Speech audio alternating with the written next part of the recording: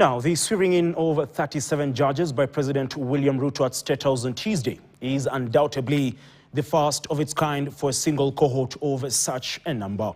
This, the Judicial Service Commission says, will go a long way in addressing the current backlog of cases. The executive, however, is delivering a campaign promise. To this end, the legal fraternity says caution must be exercised lest the judiciary feel indebted to the government. The appointments have, however, been loaded with the hope that they will address the issue of regional balancing. Alan Ochanda with that story. The judiciary has for decades stood accused of snail pace in dispensing justice, but in their defense, understaffing was their main excuse.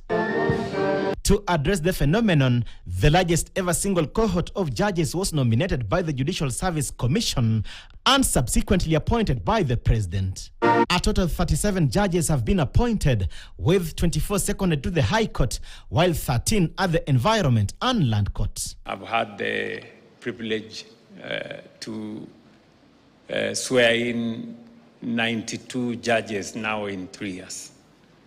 And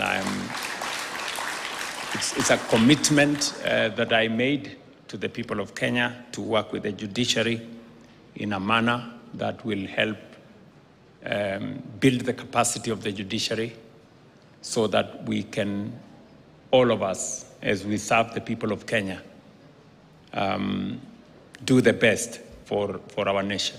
Even though the appointments, according to the Law Society of Kenya, will go a long way in addressing the issue of backlog of cases, the legal circles are apprehensive, calling for caution to protect the independence of the crucial arm of government, lest it is horse-traded. Of course, to get additional judges, there is a process of lobbying that is undertaken because you need additional financial allocations to the judiciary. And this involves treasury, which is under the executive arm of government. So there's always the risk of horse trading, whereas the judiciary is lobbying for higher resources and capacity and finances to get more judges. The executive keeps telling them, you need to facilitate revenue collection, and this may endanger fairness in some cases, especially that involve challenges to revenue collection measures of the government. So that risk is there. This year has also seen the elevation of 15 judges to the Court of Appeal.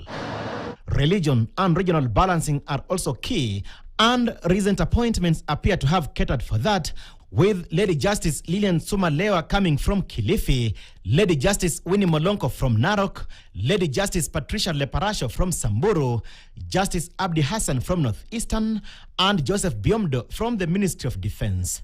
Yes, the Constitution of Kenya 2010 has made regional and ethnic diversity a factor to consider in public sector appointments. And this applies in all arms and organs of government.